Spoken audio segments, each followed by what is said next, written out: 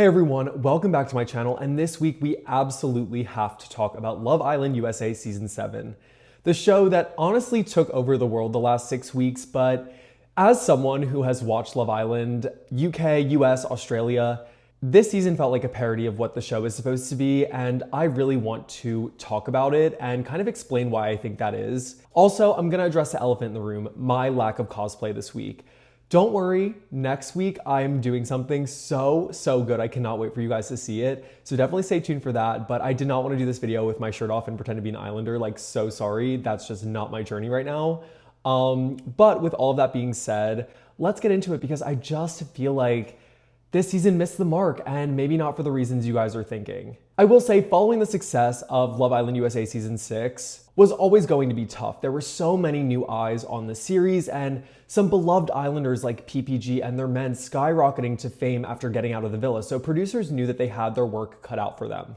Unfortunately, I truly think that pressure is what led to the demise of Season 7, and I'm not saying demise in the traditional sense. This was the biggest show in the world for almost all 6 weeks, racking up over 3 billion watch hours over the course of June through the middle of July. Like, it was insane. It was streamed so frequently. People were sat every single night at their TVs between 8:30 and 9 and then participating in discourse online. So it's not like the show wasn't popular this year. Honestly, I think it got too popular, and that is kind of where the problem started. Because what I'm referring to is like the essence of Love Island felt sucked out of this season. We didn't have many genuine couples throughout the entirety of the experience.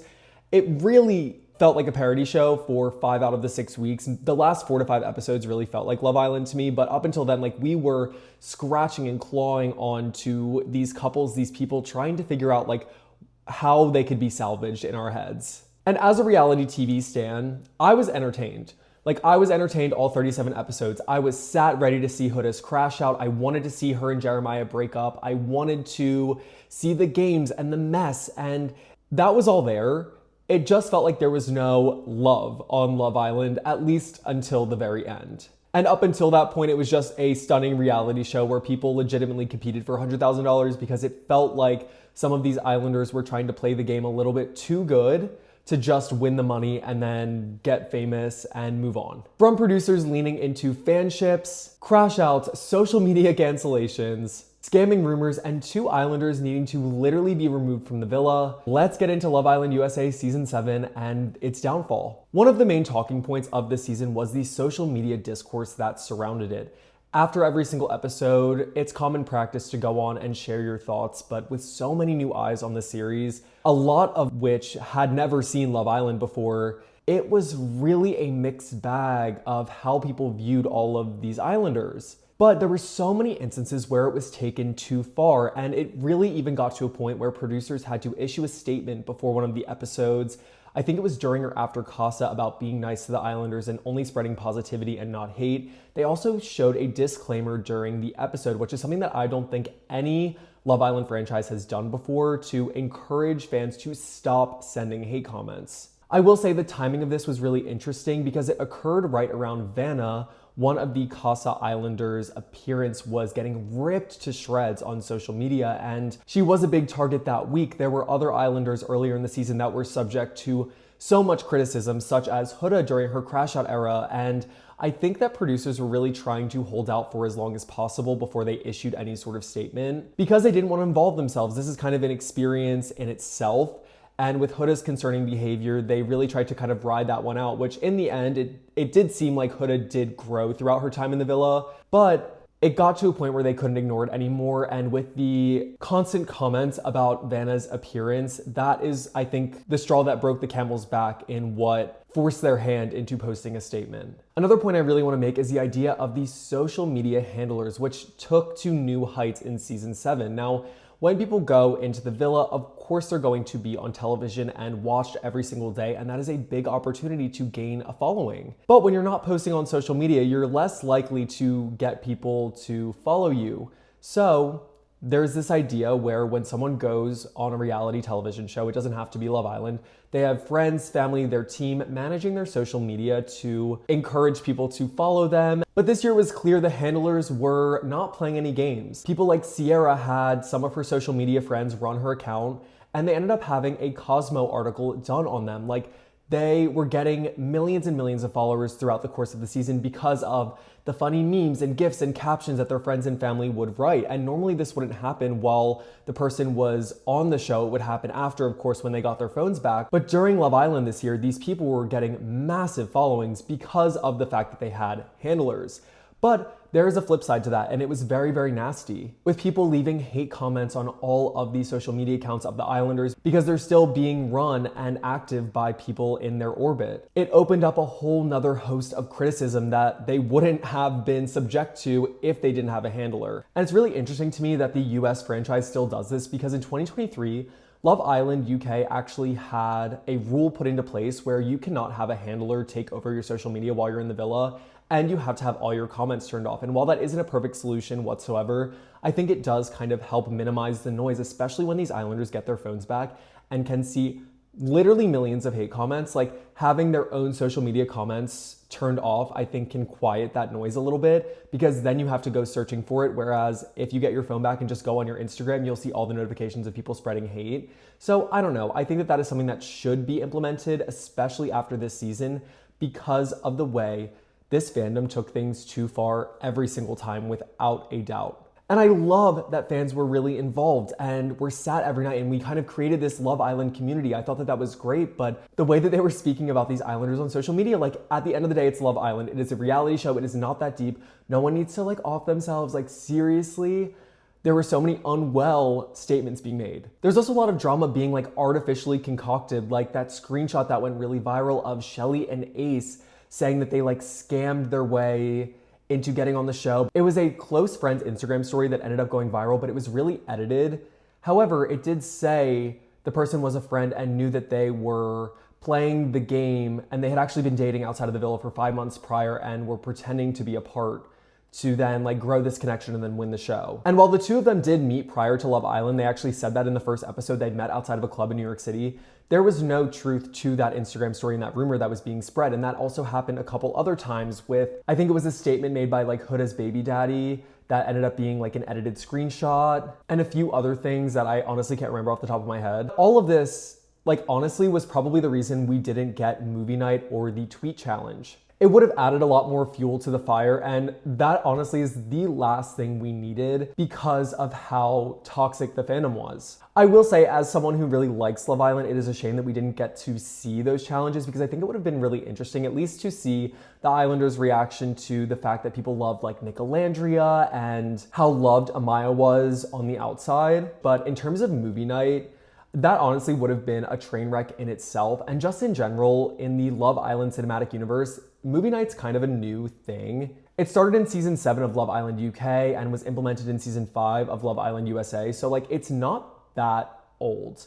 While it caused a lot of drama during last season, there was already enough going on this season, and we did not need to add additional things to encourage more hateful discourse. And I think that's honestly what movie night would have done, because the whole purpose is to show shady moments to the Islanders that were caught on camera from the others. So I think the kind of conversation that would be had around that would be way more negative than positive. So I understand why producers did not play into that. Before I continue, I really do need to point out, like, I think that we got some amazing moments and we got to see some amazing stories this season. And I don't want this video to be negative because, again, I sat and watched every episode. I love this show, and I think that it was positive in some aspects, but in others, I think that it started to try and overproduce to create this kind of grand spectacle of television, and it wasn't needed. But someone like Amaya, like the fact that we were able to be introduced to this gem of a person, Miss Amaya Papaya, like, I'm gonna be forever grateful, because she is someone that seriously feels so genuine. She is one of the only people this season that did not have a handler. She came in with very pure intentions, and honestly, us as the viewers, we just fell in love with her personality. And Papaya just may be in love. I never said I didn't have any flaws. Okay, that's fine, we'll talk, babe. Oh, sir. Oh, no, we don't want to do that. We don't want to do that. She was being 100% herself. She's our sensitive gangster, and it didn't seem like she was putting on a front. And in a season where We couldn't really tell who was there for clout and who was there for love. It felt like a breath of fresh air when Amaya came in and was just 1,000,000% Amaya. Like, she really was a beacon of hope, especially in episodes where like I wasn't looking forward to watching because I was annoyed at what was happening. I was like, at least I get to see Amaya, and we're probably gonna get an amazing saying out of it, because the way that she could pull sayings like out of her ass was everything. Like, if you're not my cup of tea, don't drink it. You're an extremely odd individual, and I do not want to fucking talk to you ever again. Baby, I'm standing on business today. Last time I checked, I got 10 toes, not one toe missing. So I'm gonna stand on business on my 10 toes. Even though my heart rate is being tachycardic right now, your girl is trying to flip that anxiety. Guess what? I'm just not your cup of tea to be drinking, so don't fucking drink it. Words. And honestly, when the villa was fun, it was fun. Seeing them interact with their families on family day was great. The baby challenge was a lot of fun. Loved the challenges like that base, like first, second, third, fourth base baseball challenge that they did like the first week. That was great, and I really liked those moments, but sometimes it felt like those were overshadowed with other plot points that kind of sucked the air out of the villa at certain points. And of course, we got a lot of amazing memes. Huda's "I'm a mom" with Nick. I'm a mommy. Mommy? I'm a mom. Mamacita. No, I'm a mommy. My dream date, cute, and he knows that. What was the date? It was just like sitting down, like on the beach. My dream date. Cute. And he knows that. Seriously, Huda really gave us a lot of memeable moments, but also Amaya like singing to herself. There was a decent amount of fun had in that villa, and it translated in the way that it was received online. I just think that some of the other things kind of overshadowed that, and when it was fun, it didn't last very long, because then something came in and like swept the rug out from under us and made us all mad again as viewers. So I don't know. I do want to say I had fun, and there were some great moments of this season. But another issue, I think, was the producers. They really didn't do a good job of letting things be in the villa. They wanted to create the best show possible, which is completely understandable, and that meant honestly feeding into the fanship of Nick Olandria that it was between Nick and Olandria. This honestly started in episode 1. It started when Nick got up to kiss Olandria in the blindfold kiss challenge, and people were like, wait, there's a little bit of chemistry and there are some sparks there. And then that movement grew and grew and grew and grew until honestly the noise was so loud on social media. And they honestly became the couple that got away because Olandria was so focused on Taylor, who, by the way, literally hated her, and Nick became really focused on Sierra, so it just felt like they were never going to explore each other. But fans were delusional and still posting the edits of them literally all season. What if I told you none of it was accidental, and the first night that you saw me, nothing was gonna stop me? But that all changed during Casa Amor. Now, historically, no Islander has ever gone home during Casa Amor. It is a chance to test your connection with a group of new people to see if it is as strong as you think it is, and then the recoupling that is done at the end of the week determines who goes home. But no one actually goes home during it. But this structure was like kind of broken this season because early on in the week, they decided to do a surprise recoupling with people in Casa, and it was said to the Islanders that they had to recouple or else they would be dumped from the island because there would be one girl in Casa and one boy in the main villa left vulnerable. And after that, Nick and Olandria were left as the two vulnerable Islanders. Now, producers definitely nudged this to happen. And I'm just going to say, before I get literally attacked, that I think that Nick Olandria is fun. I see them as besties though, and not as a couple, especially now. But at this time, I really was like, oh my God, of course, the producers encouraged Zach to pick Amaya over Olandria, so that way Nick and Olandria could be sent away. Of course, because Nick had a really strong connection with Sierra, he was not going to explore as much as the other guys were going to. And Olandria was so hung up on Taylor that she was doing the same, and even though Zach could have liked Olandria more, I think that he was kind of swayed more towards Amaya, so producers could orchestrate this. So Nick and Olandria get dumped, and rather than going home, they actually are sent on a date and given an ultimatum where they can either couple up and stay, or decide to not couple up and they're both sent home. Of course they're gonna decide to stay on the show. They get sent back to the villa, and still they're not 100% in. They had that kiss and soul ties, which of course was like electric and people loved it, but like, they still were not all in because the second Sierra came back into the villa, Nick chose her. And I know producers push narratives, but this really felt like they were trying to do this for the social media group that was so loud and like really leaned into this fanship in a way that like we haven't really seen in Love Island in general. Like it was so clearly planned that it felt like they were doing too much. They were DTM. So this to me clearly was for ratings because like why else would they really feed into that? Because during that point in the show, Nick and Alandria would not have ended up with each other. That was the first time Nick and Alandria coupled up, but of course the second time they ended up having to couple was after Sierra was sent home from the villa because of saying racial slurs on her social media that were resurfaced. And Sierra has recently spoken on socials saying that she believes she was given the villain edit and Nick never really liked her and only liked Alandria. Imagine you break up with your boyfriend one night and the next day he is posted up with... Which I don't think either of those things are really true.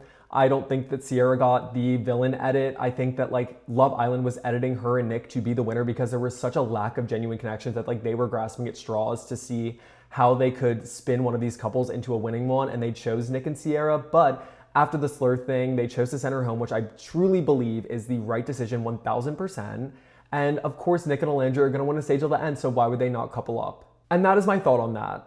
I just think Nick and Alandria are besties and that's it. And I think that like they were pushed in the beginning to explore their connection. But besides that, the producers were really heavily involved in other ways as well. For example, there was such a lack of normal recouplings. There were a lot of times when we as the viewers got to vote and it came down to the bottom 2 or 3 islanders, which then the remaining ones had to vote who stayed and who went. And seriously, don't get me started on the islander votes. Justice for my Hannah Banana. Seriously, I'm never going to get over the reasoning that they told her they were sending her home because she got to explore 2 genuine connections and Huda and Amaya hadn't yet. So they deserved a chance to do that as well. Like, it's Love Island. Like that, seriously, I'm like, the producers had to have played a role in that because they didn't show any deliberation. So I feel like they were definitely nudged to send Hannah home. Amaya had just come in and was gaining a lot of popularity on socials. So Hannah had to go, and I just hated the reasoning that they gave because like, it literally makes no sense. Especially when the premise of the show is to make genuine connections. Besides the fan votes, the guys got to do a lot of the recoupling, or it had to be a mutual decision like that door thing.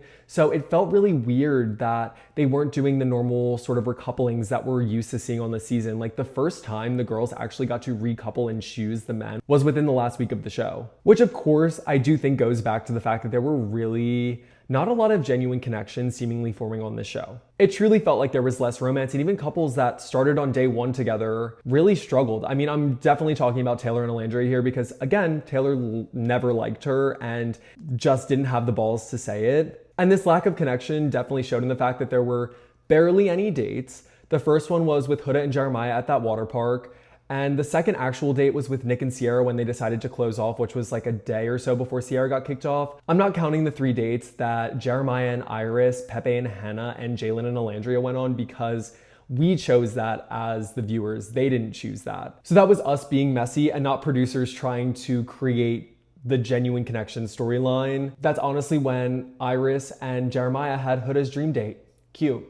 And he knew that. What was the date? It was just like sitting down like on the beach. My dream date. Cute. And he knows that. I do just want to stop and talk about the Huda and Jeremiah of it all right now because that is something that I have not touched on. While there seemed to be a genuine connection in the beginning, these 2 people were so toxic with one another, they did not need to be together. I am not putting this on Huda or Jeremiah 100%. I think that they were just bad for each other, and it did result in Hurricane Huda's insane crash out where she's like screaming across the villa after they get back from that date, Jeremiah and Iris. Fuck you. Oh, she just... He's a fucking bitch. What'd you say? Because of the fact that he had a great day with Iris, because of what we're going through, he's using her as a fucking scapegoat. And sorry, that made great television. It was after that episode where a lot of people online were calling for Huda to be removed from the show. And that to me was another reason why I felt like the online discourse went too far, because we don't know what's going on in that villa. We can observe as viewers, but they're filming almost 24 hours a day. If they felt like Huda was genuinely suffering like mental health wise, they would have removed her because she saw the psychologist like all the time. They have one on site to speak to, and if anyone there felt like she was not okay, they would have removed her, or she would have removed herself. Like, yes, she was upset. Yes, she had a crash out, but like the calling for her to be taken out of the show because she was like ruining the other Islanders' experience. Like, we don't know that. We just saw that the way that they were acting when she was crashing out, and honestly, I would have been cracking up. I would have been like, I don't know what to do here. I feel uncomfortable. I'm gonna laugh because it's just kind of ridiculous. But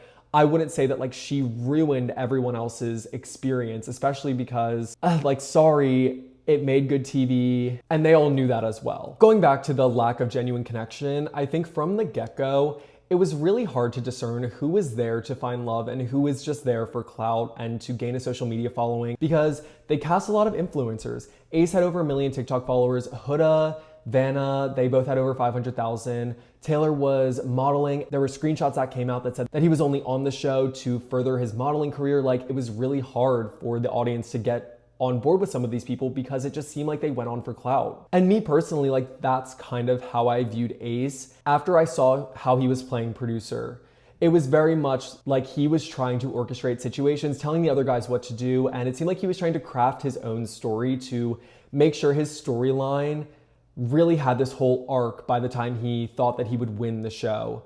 And that was my problem with Ace. I don't think that him and Shelly have a non-genuine connection. I think that they are good together. I just watched his behavior on the show and felt like it was definitely sketchy, knowing that he has a social media following. And of course, going along with the casting process, now I think is the time where I have to talk about the fact that 2 Islanders were literally removed from the villa because of racial slurs that they had posted on the internet. Now, the first was Yulissa, who literally was sent home after day 1 because a podcast clip resurfaced of her saying the N-word. And that was not acceptable. However, it was something that you could find if you just Googled her name. People found it very quickly as soon as the casting announcement came out. So it was very strange to me that producers didn't pick this up. Like, it just very much seemed like they did not do their due diligence on Yulissa or just any of the cast members, to be fair. For Sierra, I think it would have been a little bit harder because someone was sitting on that screenshot of an Instagram story she posted years ago saying this slur. And it was posted online and started to go viral right around the time where she was the most followed woman in the villa at that time. So I don't think it would have been easy to do a background check and find that. I think that they do a very basic background check on these Islanders, and if they look good on the surface, they say, okay, we're gonna send them to Fiji. But in this digital age, you cannot do that. You have to look into these people online because everyone has a digital footprint, and sometimes it is not that good. Before you give someone a platform, you have to do your research. And a Sun article actually came out saying that they are not going to make this mistake again. They are going to hire a team specifically of social media researchers to take a look at all of the applicants for next season to really look into these people that are applying to make sure that when they are cast, there is nothing like skeletons or ghosts in their closet of them saying horrible things online that will come out and result in this again, because having 2 Islanders kicked off in 1 season is really wild. And I don't think that's ever happened before in Love Island. I know that people have been kicked out in the middle of their seasons before, but I don't think 2 in 1 season has ever happened. And with both of these situations, the Love Island team did the best thing possible, which was to remove these people from the villa. However, I don't think that Ice should have been called on her family because of this. This was a decision that Sierra made to post that slur on her own social media. That is something that as an adult, you need to say, this was me, I did it, and take accountability for it. But like, that's not her family's fault. And in the context of the show, there's nothing else Love Island really could have done. Specifically with Sierra, it was literally in the final week of the show. So kicking her off, I think, was really all they could do. And I guess we'll see if she comes to the reunion. I don't know if she's going to. I think that'll be really interesting. But Sierra herself has posted a statement on social media. It's not my statement to say if it was good or bad, because I was not the affected group. So I'm not gonna weigh in there. I just think that taking the hate to her family was really unwarranted. That really explains how toxic this fandom has been all season and taking things one step too far every single time. I think lastly, there was this fake idea of sisterhood that was really talked about throughout this entire season, and it is not Friendship Island. Like, this is Love Island. Bombshells are there to shake up the connections and test things, and they're in there to find love as well. But I feel like people really tried to not do anything too crazy to force this idea of sisterhood because of how close PPG became last year. They felt like they needed to have this like strong female friendship bond to really make it not only in the villa but on the outside world and be liked by the audience. It really backfired because like we saw Huda say awful things about every bombshell that came in, not even when they kissed Jeremiah, but just like literally as they walked in. And I think that was too far. He's so for real. That was the dumbest she could have done. And we saw the way that the other girls were looking at Huda, but they weren't saying anything. And it really came to a head during the Stand on Business challenge when Shelly did not want to take it anymore. After seeing the way Huda treated Ace during the heart rate challenge, she called her out and said, like, if you preach sisterhood, why are you doing that? And I don't know. I really think that that was really blown out of proportion by Shelly and Alandria, because then Alandria really got herself involved and exposed the fact that Huda and Chris kissed.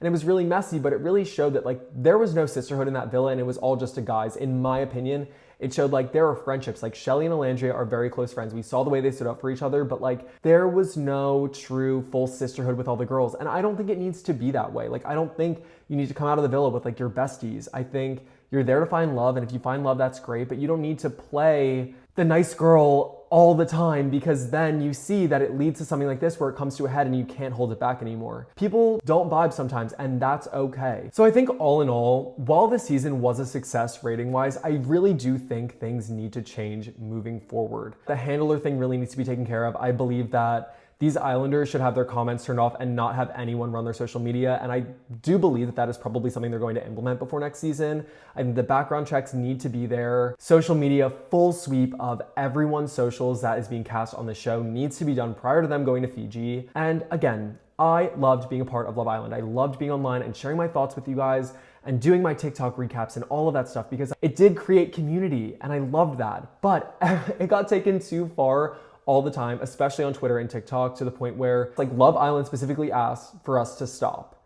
It was like being scolded by your parents. And I'm like, I don't want to be a part of that, like contributing to the negative discourse. I have my opinions, but I was never like so negative to the point where I needed to be super mean towards someone. Moving forward, that fan culture also needs to change, but I was really happy with the fact that Amaya won. I thought that she was a great winner.